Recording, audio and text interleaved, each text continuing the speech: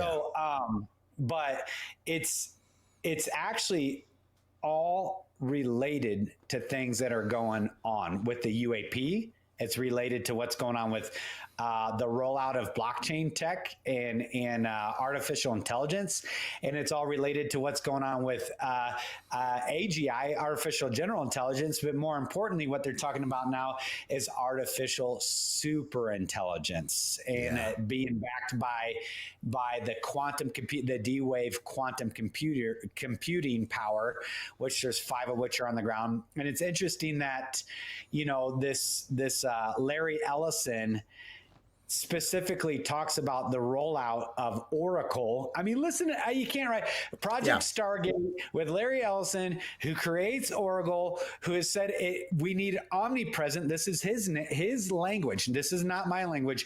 Omnipresent surveillance to make sure everybody's on their best behavior, but also AI-based research that can specifically target cancer. I won't use the word. We know that it's the other word for inoculation, right? That AI can create these within 48 hours and basically stave off all forms of cancer in the world. At the same time, they're working with Sam Altman, of whom he said that we will be an AI enhanced species between 2025 and 2075. Isn't that interesting that 2025 to 2075 is the exact dates of the final Jubilee at the transition of the end of the age of grace into the millennial reign of Christ? This is what Sam Altman is saying overtly. Right. And then you have SoftBank Corp, who's in partnership with them all, also, who is globally pushing not just IoT, the Internet of Things, but also the Internet of Bodies, which is a form of biohacking through a biological tech interface of human beings. Then you get into Elon Musk. I mean, look at what the deck has been stacked with, right? Then you get into Elon Musk, who one thing rolls out his robot humanoid thing, whatever. That's a whole nother issue. But specifically, has made leaps and bounds with regards to Neuralink and his public proclamations in Neuralink and what they're going to do with it. So why is this all relevant? Because it's prophetic fulfillment. I mean, we have Daniel 7, we have Revelation 13, we have the final beast, the fourth beast of the fourth industrial. Isn't it interesting? It's called the fourth industrial revolution. Then we have the fourth beast, and it has teeth of iron, teeth of and teeth of iron, and it devours everything. But then you also have that fourth kingdom that has the miry clay mixed with iron. So it's trying to be a mixing of two things, but they can't cleave to one another. But then we also have Revelation 13, where the false prophet gives power to the beast to speak. It's not human, but it's given power to speak and to do these things and perform all these lying signs and wonders. But then we also have the reference in scriptures that men will seek death and not be able to find it. Yeah. And so you have this, they're telling you these things, what they're going to do with AI, what they're going to do with mRNA based, protein level mitochondria rewriting of your DNA. They're talking about life extension, health modifications and all these things, this biotech interfaces, Internet of Bodies, and they're literally fulfilling scripture in real time. And this administration within 24 hours has made the very public proclamation that this is, no pun intended, the singularity of their mission set from here on out. Yeah, it's you're right about that. And it seems very clear as this new Stargate system, it's going to be exactly what you said. It's going to be quantum. And a lot of people don't understand how much that impacts things, because that means that its reference points are going to be all quantum entanglement. So no actual network, satellites, fiber is going to be necessary, because all the components will be quantumly entangled, which means an instant communication between systems. And I really think I'm leaning heavily towards that being the actual image of the beast, that quantum entangled AGI system. And the one barrier they have right now that they declare, which I'm not not confident that they haven't solved this, is the energy crisis for it, because hypothetically, if they were to put that thing online today in the state of Texas, it would consume all the available power that state has, leaving none for the residents or anything else. It consumes that much power. So you'll see that Bill Gates is also experimenting with the different types of nuclear programs for research and energy, and that Microsoft is, 50% in on this stake with Sam Altman. And then you have Trump that just right out of the gate says that we are going to be the AGI empire. It is very, very interesting. And they're going to pave the way to release some of this black site technology like 0-point energy or fusion reactor core stuff. So that was exactly where I was going to go with that. And then this rolls into the UAP disclosure phenomenon with regards to, the rogue, for lack of a better word, deep state based black projects coming out of the private sector. So, I'll try to say this cryptically because I'm not released to say yet, but I'm actively working with guys behind the scenes that, for one thing, are directly linked, as in when I was talking to them yesterday, they had just talked to Jacob Barber, and with regards to those projects, different tier one operators from the ODAs, from CAG and also Dev Group, but then also working in the intelligence community, including with the DNI and the onboarding Ratcliffe, the director of the CIA. So, I won't go into any more detail than that, other than I'm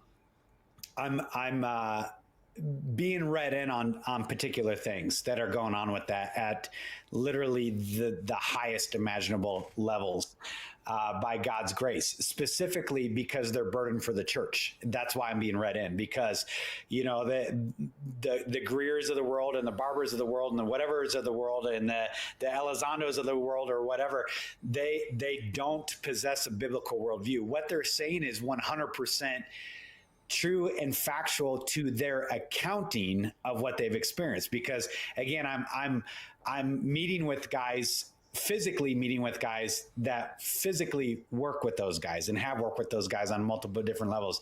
They said there is no exaggeration in anything that they're saying. That should shock you if anybody's listened to the Barber interview. They said there is no exaggeration. In fact, they're withholding extra details because of the criminality of these legacy programs. And that's why they're coming out, is because they're realizing that their hands are dirty, and they're to a degree, and they're wanting to put in the framework for absolution because they understand the reality of, like, oh crap, I had no clue that that's what we were doing. Like, everybody's always compartmentalized, right? We understand that, like, you do your job, but you don't really understand how it's connected to all the other jobs. So say a barber, it's like, yeah, he's a pilot, he does picks, he does grabs, he does transport, he delivers. That's it. He doesn't know anything outside of that, what's going on with these different, with the agendas or the undertones or the nuances of it. But there's some stuff going on that is pretty radical. And so what's getting ready to be released, and different things that I've been read into at the highest level in the intelligence agencies, and then also at the executive branches, because they don't know what's really going on. Because we go, oh, it's a military industrial complex. Yes. But what the listeners need to know and understand is that military industrial complex is private. So they are beholden to nobody. So you may have the Lockheeds and the Northrop Grumman's and the DARPAs and ARPA before it became DARPAs and the blah, blah, blah, that are doing the reverse engineering, and they're doing the blah, blah, blah, and they're doing the 0-point energy, the anti-gravitic based stuff, the different crash retrievals that are government officials aren't even read in on. So you gotta compartmentalize even our government from the corporatocracy that's going on out there, and again, the technocracy. But what's going to start happening is overlay the two. So even as we're talking about this AI, this rollout of super AI, for lack of a better word, that we want to take the reins on for the whole face of the earth, it can actually only come into play with their deliberate release of information about hyper super duper secret squirrel technologies that can undergird the rollout of that AI. So exactly what you're saying, Christopher, that energy sources that are beyond our conventional fossil fuel or nuclear based energy productions, they're going to, one of the reasons for this crash retrieval based stuff, this whistleblower activity, this revelation of the UAP, there's some executive orders coming down the line with regards to whistleblower protections and UAP programs, so that I believe, this is conjecture now, I'm transitioning to conjecture, so that they can release this in a way to roll out the infrastructure for the AI-based omniscience, counterfeit omniscience, and counterfeit omnipresence of the entire beast system. The conversation I had yesterday was, it's all centered on blockchain. Blockchain. These are guys that are operating at levels that I could never even touch, right? And this is what they're saying, is it all comes down to blockchain, actually through a particular company I won't mention here. And they said that that's where even a lot of what's going on with the UAP based stuff, they said that's what it ties back to.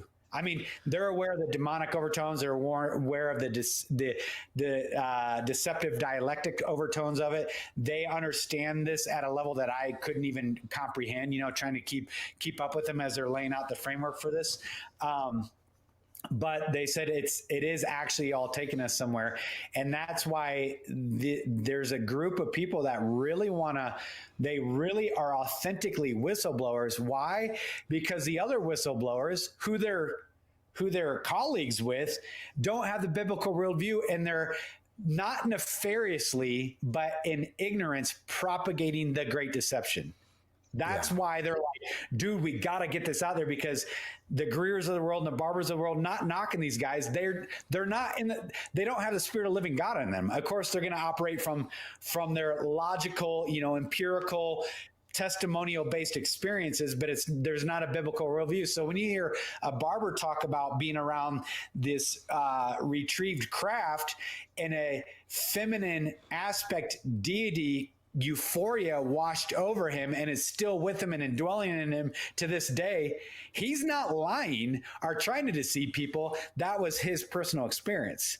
So now when we get into the great deception, and how could there be a collective hive mind consciousness where everybody gives themselves over and marvels at this beast?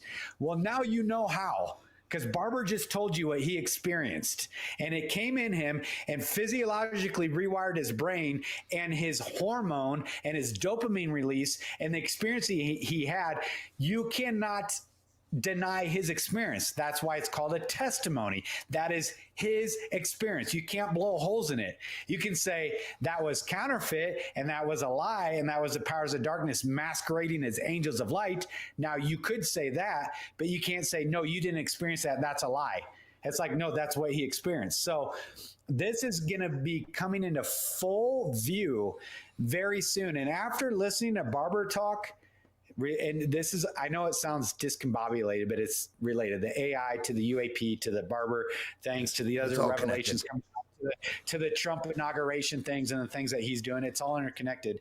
But when I heard the Barber interview, all the light bulbs came on right away about the scriptures about the people marveling, the people being in awe.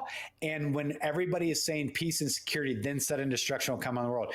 He had a euphoric physiological rewriting experience by being near this charged object, this crash retrieval.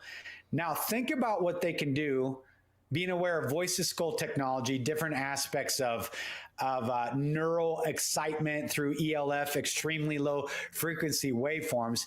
Think about what they could do on the masses of the earth to give you, he said it was a feeling of love that he had never, love and peace that he couldn't, he started weeping as he was recounting his experience. If anybody's seen the Jacob Barber interview, right?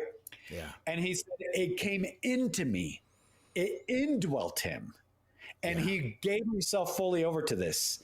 So now think about that happening on a like we'll call it mass psychosis, or like a global collective conscious experience. And nobody can convince them that they didn't experience that. So guess who the only outliers are going to be?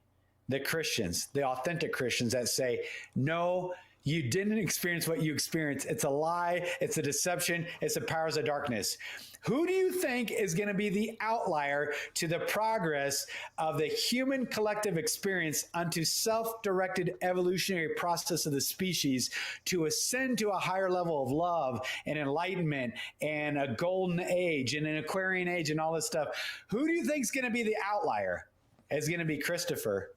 And it's going to be me. And it's going to be you guys that are listening that are going to go, no. You didn't experience what you actually think you experienced. You're actually being lied to. It's a deception. It's a deception. It's a deception. They're going to go, see, those people that subscribe to this Christianity thing are the problem. They've always been the problem. They're the ones impeding the progress of humanity. Therefore, they're going to put you to death and believe they're doing God's work. And note, if you notice something particular about the Barber interview, is he specifically referenced the scripture and the Bible, saying, quoting from Matthew 20, and you will know them by their fruits. He's talking about the entities masquerading as men. He's saying, you'll know them by their fruits. Therefore, you can trust them. Look, I experienced love, joy, euphoria, a supernatural thing. It changed my life. He said, it changed me forever. You'll know them, these entities, by their fruits. They're good. You can give yourself over to them. So they're actually using scripture to justify this stuff. Well, the AI component is linked straight to all this other stuff that is burgeoning on the scene simultaneously.